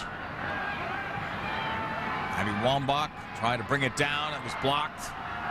Taken over by Paulson. USA closes out. The opening round of the World Cup against Nigeria next week. Sweden has to take on North Korea. Later on today, it is North Korea and Nigeria. And again, when you see Sweden trying to attempt that long ball to their forward, they just don't have any numbers surrounding Lundberg. There's no one running at the back line of the USA trying to get in behind him. So even if she could get to that ball, maybe a flick on, as you saw Norway do so well in the past. Whitehill goes long. And here's a chance off Lindo. Paulson's going to be able to clear it. He'll be joined momentarily by the former USA women's national team head coach Tony DeCicco. Won the World Cup back in 1999. Watching this one from another studio. Well, we've got him. We've got Tony on there. Tony, your thoughts on the second half and the adjustments that the USA has made here? Well, I think it was a good adjustment, JP, as Julie mentioned, to bring in Box to sit 2 central midfielders holding and let Kalupny kind of roam in front of them. And also the USA now is taking complete charge of this game. Sweden doesn't seem to have an answer for the USA defense. They keep trying long probing balls. And their forwards, Lundberg and Svensson, are not big. Their bright spot is Shalene on the right. She's a very good player, and she's created their best opportunities. They need to try to get, Sweden needs to try to get back in this game with a little bit more short passing, allowing Lundberg and Svensson to use their quickness and their ability to find each other to create opportunities. Exactly. The Norwegian tactic of flying it forward to that 8-foot-tall forward doesn't work when you have a 5-foot-tall forward in Lundberg. 5'5" probably. Just physics, right, Julie? Put it on the ground. Tony, what else do you like about this U.S. team compared to Game 1? Well, I mean, they've worn out Sweden here. I mean, the weather probably favors the U.S. because it's hot and humid, but they've also been much better defensively. After the Swedish very positive start, the U.S. is slowly but systematically taken over this game. Their shape, both offensively and defensively, has been much better. And then you've got a player like Abby Wambach, who's going to take one pass and turn it into a great goal. Tony, thanks for your time. This one wide of Hope Solo. There'll be a goal kick coming up. Dangerous look for Sweden, and Hope's going to come out for this. And if she comes out that far, she really needs to get something on that. So fortunate for the U.S. that Sweden didn't capitalize on that. A goal here by Sweden obviously changes things. That's easier said than done. She may have hurt herself. She's wiggling her shoulder there as if she got hit. coming out. And it's hard in that traffic. There were a lot of people in front of her, but you got to come out strong and punch that if you're coming out for it. Olsen clears it out. Throw in for the United States in the 78th minute.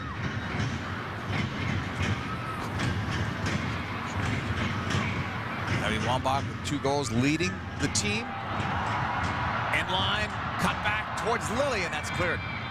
And I like how the U.S. has continued to press offensively, which keeps Sweden's back 4 there. It keeps them home, and they're not allowed to attack when they constantly have to worry about defending. So the one area the U.S. could have gone into is they could have gone into a more conservative defensive stance and allowed Sweden to start attacking, but they haven't done that, which I think is a positive sign. World Cup hat tricks, only a couple of them. You were there for those, right? Shell Akers? I was. Karen Jennings, now Karen Jennings-Gabara. Karen Jennings-Gabara, those 3 against Germany were spectacular. I remember sitting in midfield just going, oh my gosh. You had a lot of assists that day, or? I don't No, know. you don't remember? JP, I'm sure I had at least 3. Here's I can't Svensson. even remember yesterday. Svensson's cross. Solo tipped it over. That was a tough save. She's still hanging on to that right shoulder. And well done by Hope here. She's having to track back. Her positioning is pretty good. She almost gets caught on her near post and does well to be able to still manage to punch that over the crossbar. Let's see, with the right shoulder, she landed on it. It's her elbow or shoulder she keeps playing with. Did very well there because she's tracking backwards. Easy to lose your positioning. Svensson. Sweden needs one here. It's not a down and wide. It was there. Hanna Lundberg. And talk about a change in momentum. If Sweden gets one here, they're going to start pressing. And what a good look. You're not going to get many better than that. She's cut in front of her defender, and she has a great clear look on goal. 71 goals for Lundberg in 121 appearances. But no real good looks today, other than that one. She at least has to get that on the face of the goal and make Hope make a save. Osborne sent it forward. Lily is there. 80th minute. USA leading Sweden 2-0. Much better game for the USA than on opening day for them against North Korea. Wambach trying to leave it there. It's going to be knocked out. USA will still have possession in the offensive third. Marklund knocked it out. We're going to see another sub. Therese Lundin is getting ready to come into the match for Sweden. And she will replace Segerstrom. So he's taking out a back and putting in a forward. I'm surprised though he waited this long. No? Took a little long, I was just going to say. Segerstrom was the one that fouled Kolupny in the box that led to the penalty kick, converted by Wambach in the 34th minute, then Wambach again in the 58th minute. Give the USA this lead. It's nice to see big players come up big in these big tournaments. We're seeing it with Wambach. We always have Birgit Prinz for Germany, another one that comes to mind. World Cup level, Olympic level, she scores the goals. Marta, same type of player for Brazil. Switch back the other way, intended for Svensson. USA getting to that. And now they'll lose it to Schelin. Dropping it back. Now the long ball. Doubleheader. Box swept it away. But right back for Sweden.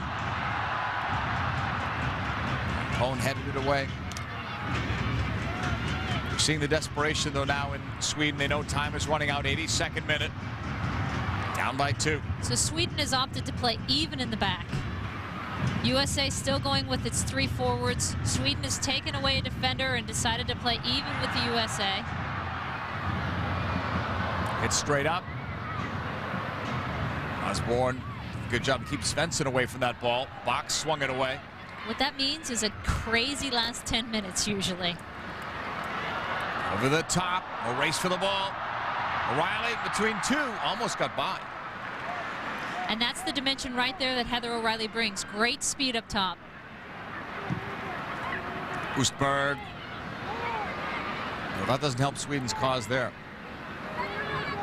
Lose possession. USA can take minimum, probably another minute off the clock. And the U.S. back line, the most experienced back line in the entire World Cup, knows how to handle that pressure with numbers flying forward from Sweden. Sweden right back up the field. Headed up by Lundberg. Headed back, but in a dangerous spot. A little tug there. That was a subtlety there, but Stephanie Lopez may have saved. Certainly a breakaway, I think, there. May have gotten away with a little tug, too. She slowed her down for sure and got Lundin off balance so that she could recover for the United States. Gives away a corner, but saves the shot on goal. Victoria Svensson, Sweden's captain, puts it out, edge of the box, headed straight up by Lundberg. Two players go after it. USA clears. Sweden still staying up. Svensson's pass inside blocked. Sent right back in. Lundberg.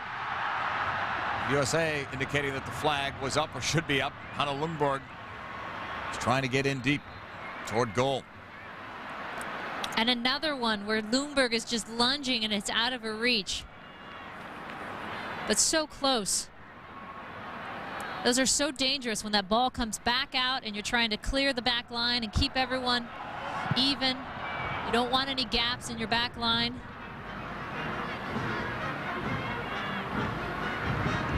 Throw-in coming up for Stephanie Lopez in the United States. Tuesday they'll play Nigeria, and North Korea will close with Sweden. Here's one of those situations I was talking about before, having your center back come all the way over for her long throw-in.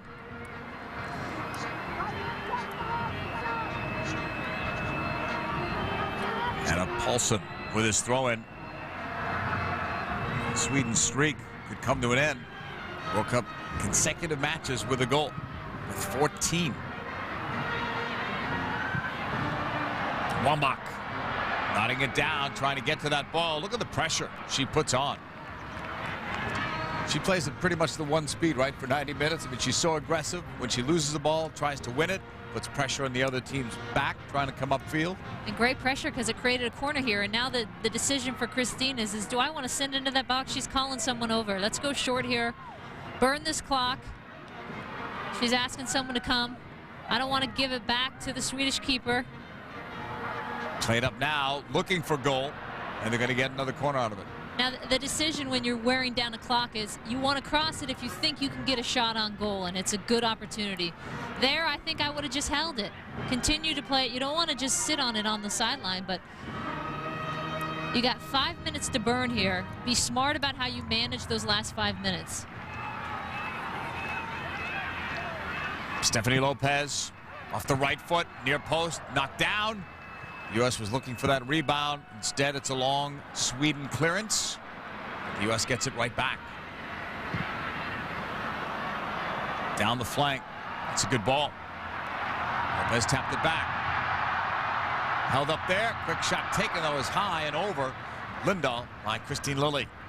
Again, though, I like the aggressiveness with the United States. They're still attacking. They haven't gone too conservative. I think that's a positive sign. 87th minute now. USA that much closer to 3 points, which would give them 4 and temporarily put them on top of Group B. Got Sweden down by 2 here, and of course Nigeria, North Korea coming up next. And again, surprising to me that Sweden hasn't shifted gears really. Doesn't seem to be a lot of urgency in that, and maybe it's the heat. Maybe they're fatigued. I wonder how much of it too is Svensson and Lundberg not being at 100%. Both players have come in with injury, have missed some practice time. No question. But they're going to get out today. And how much of the effect of that 1 point from Nigeria, a game where everyone considered they would be getting 3 points, how much did that affect them psychologically? Sager with a pass to the right. Sent in long. Shalene misplayed that. Box knocking it toward the near sideline. Kept in nicely by O'Reilly to Rampone up the wing. A lot of mishits today for Sweden, especially now. Fatigue settling in and maybe the reality of this game as well, down by 2. Ken Whitehill chasing it out. Frustrating day for Coach Deneby, for sure. I'm with you, though. They expected to get 3 points out of Nigeria. They would have been in front of the group with 3 points coming into this game today. And they hit the crossbar twice against Nigeria. They had a lot of really good early chances that they didn't finish. And it ended up costing them 2 points in the end. But no one would have expected a tie in that Nigeria-Sweden first game. That was the best news the U.S. had ever received when they found out after they had tied North Korea. Undefeated in World Cup pool play after a loss or a draw. Remember, they hadn't won an opening match, but still, they had done well in previous tournaments. So this is not good at all for them. And it really was a must-win game for them. Here's a chance with Solo coming out, making a nice play. In the 89th minute. Something's not right with her shoulder or her elbow, but you can see Kat's hoping she's going to come off her line. She's holding the defender, Come on, Solo. After the first time she appeared to hurt it, she's now landed on it twice. Hard. The flank. And that goes out of play. Throw in for the United States, closing this one out against Sweden. USA all-time 14-3-5 against Sweden. Sweden beat them the last time that they won it was in 2004 in Portugal.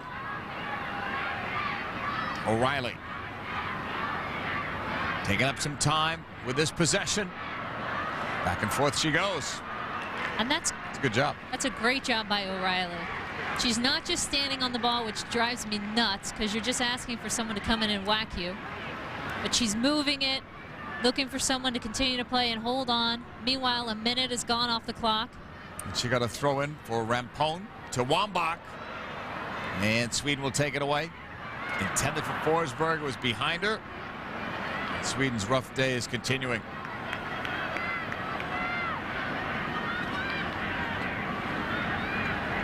O'Reilly. U.S. holding it.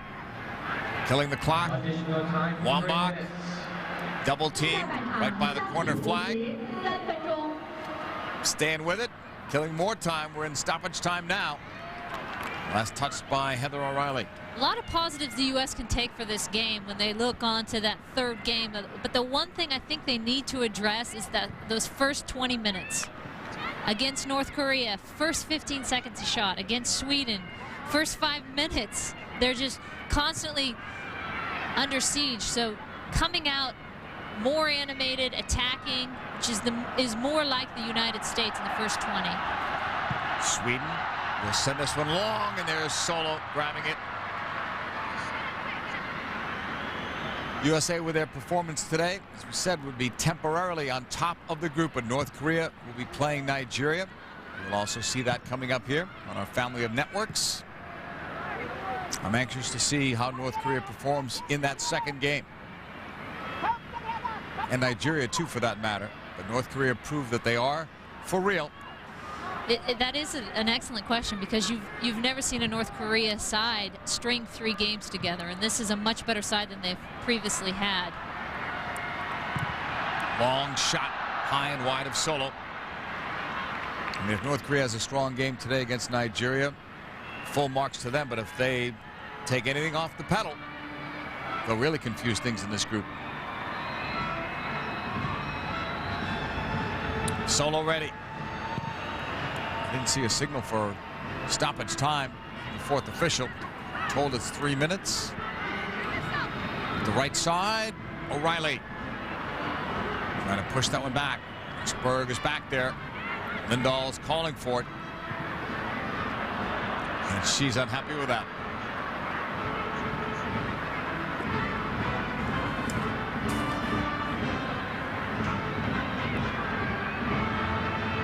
may be able to give you some bonus coverage. The other game, Japan and Argentina, running simultaneous to this. If there's time left in that, we'll switch you over.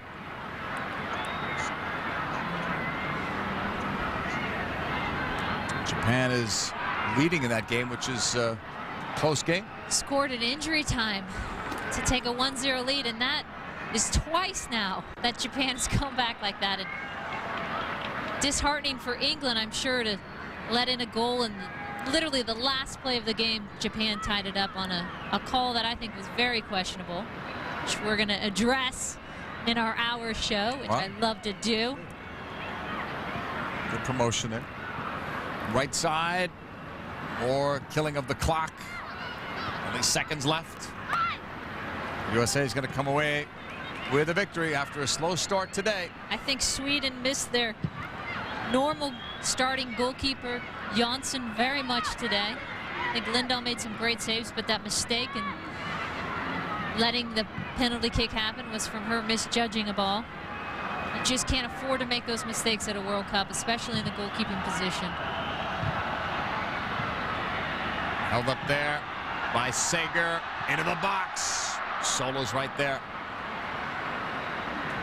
Now we're at 3.5 minutes stoppage time.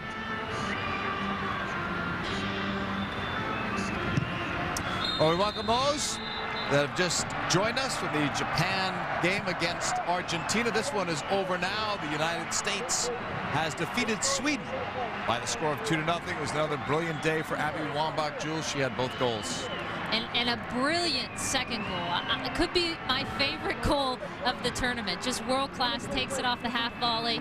And goal differential being so critical right now. The other important factor is the 0 for Sweden. And here Abby finishing a penalty kick for the United States. Didn't hit it that well, but puts them up 1-0. And then a brilliant ball in by Christine Lilly over the top. Abby makes this look simple, takes it off her chest, and on a wonderful strike, finds the sweet spot. United States with a win over Sweden. After the break, Rob Stone and company will tell us a whole lot more. You've been watching the FIFA Women's World Cup 2007.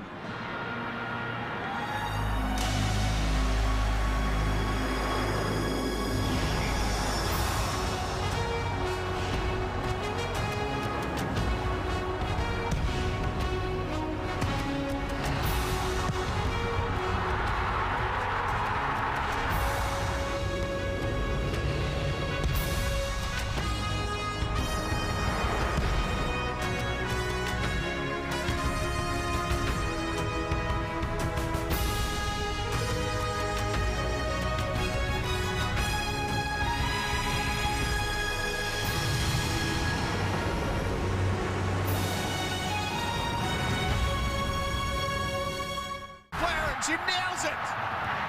2-0 U.S.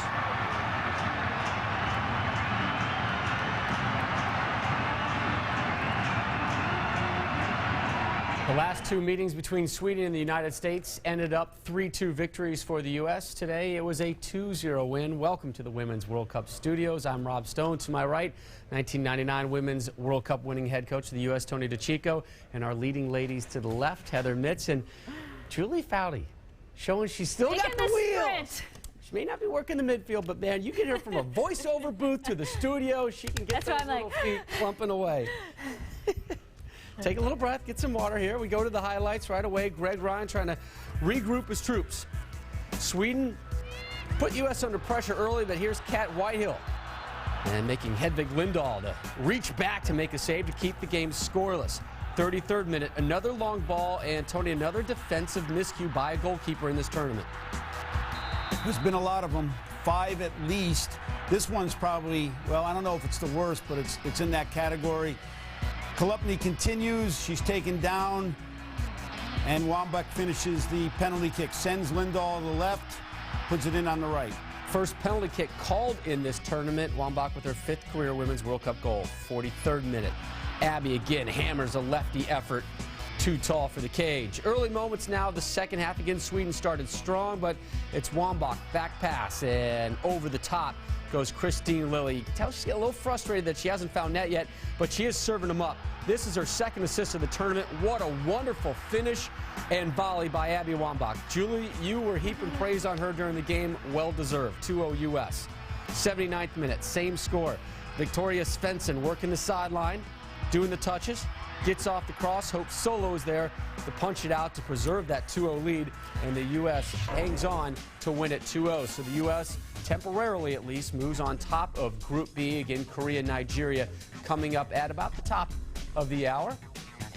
And goal differential +2 for the United States. That is the first tiebreaker after total points. So a lot of topics to talk about here. We'll begin with Julie, who just left the studio calling that game.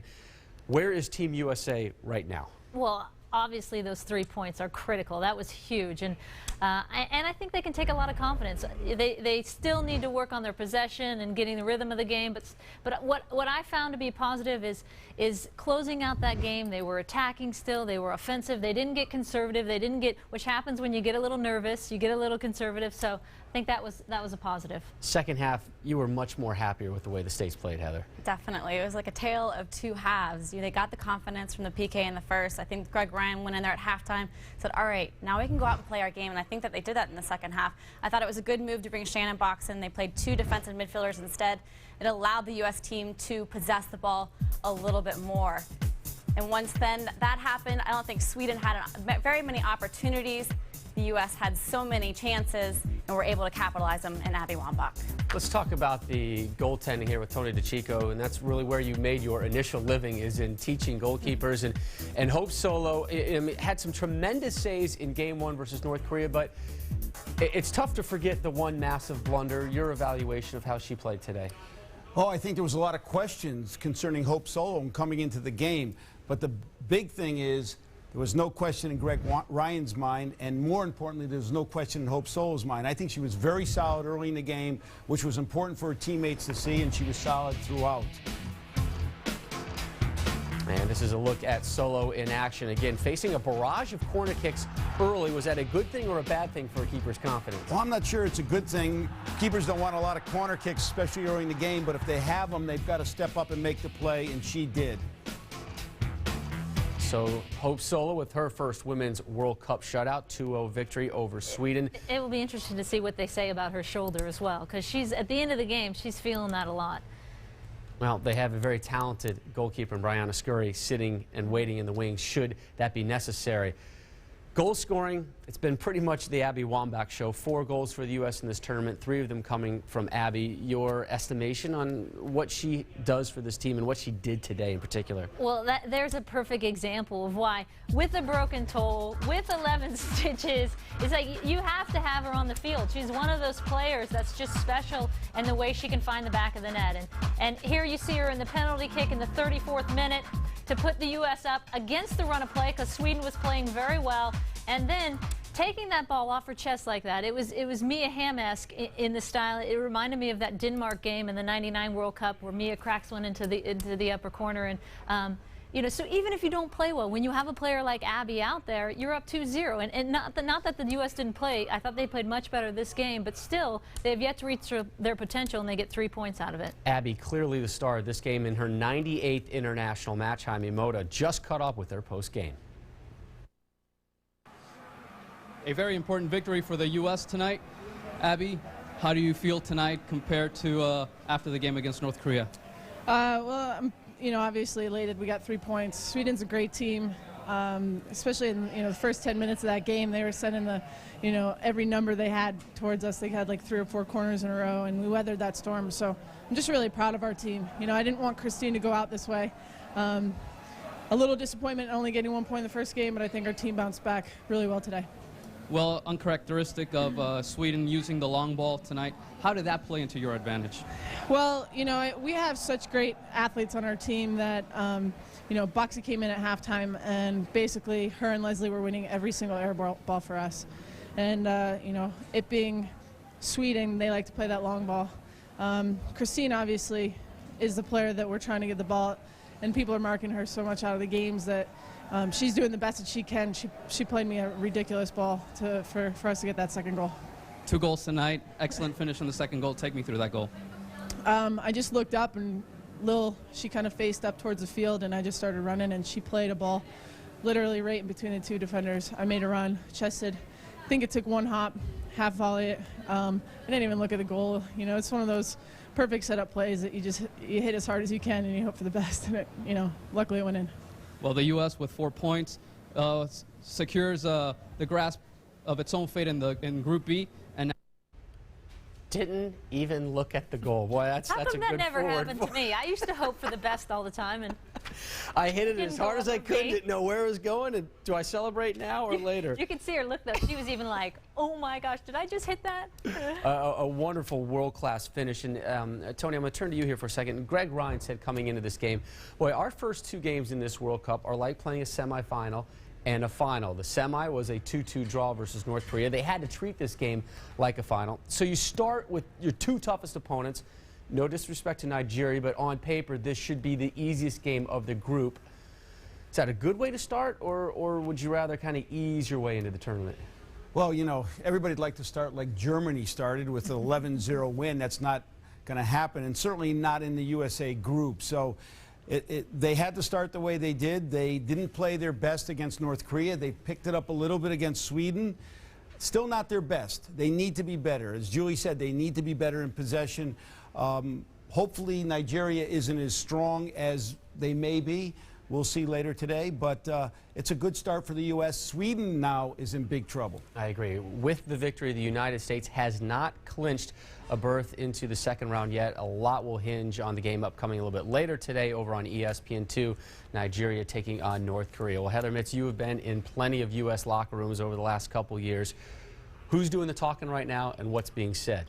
Once again, it's Christine Lilly and Abby Wambach. The vocal leader is Abby Wambach, but Christine is the legend. And so this is great for this U.S. team. The North Korea game was definitely a challenge, but they bounced back. And so now that they have this victory underneath their belt, now it's just looking forward to going against Nigeria and getting some more points and as many goals as they possibly can. And again, regardless of today's results, no country will advance or be eliminated from the second round.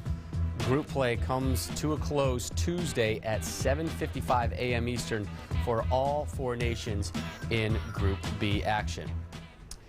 Well, how about some Group A action? Germany is certainly the headliner in this one, but a game played simultaneously to the U.S. Sweden was Japan-Argentina, and many thinking this one would be a rout for Japan, especially if you're watching it in the opening minutes.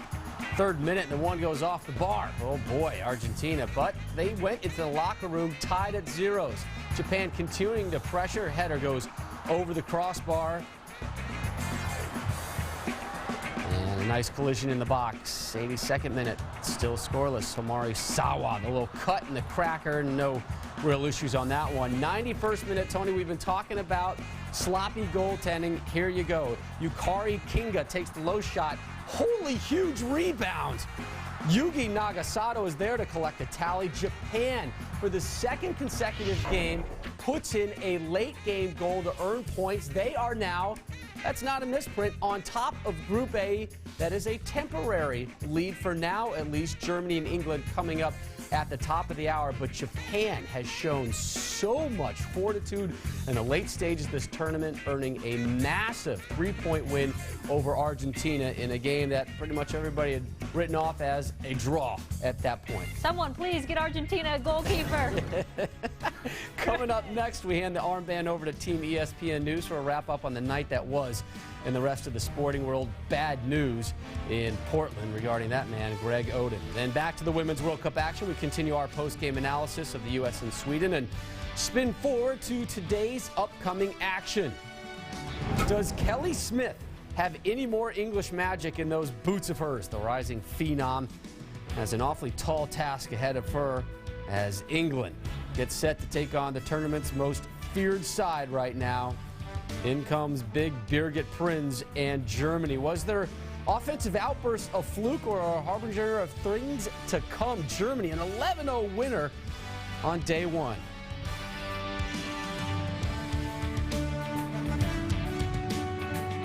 Few more. Plus, we're going to talk about the hosts.